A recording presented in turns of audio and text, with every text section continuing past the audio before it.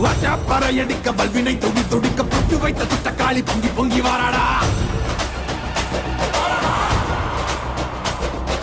Weapon குழையாட வீரசூலம் கையிலாட மொப்பாம் குடிச்சு அந்த முப்பிடாரி வாராடா. ஆவேசபயங்கரியாங்கார சூரகாளி மண்டையொட்ட செண்டையாக்கி வா காளி வாராடா. அள்ளி அள்ளி தானம் தந்த அன்னதான பிரபுவுக்கு கொள்ளி வச்ச கையவன கொண்டு போட வாராடா.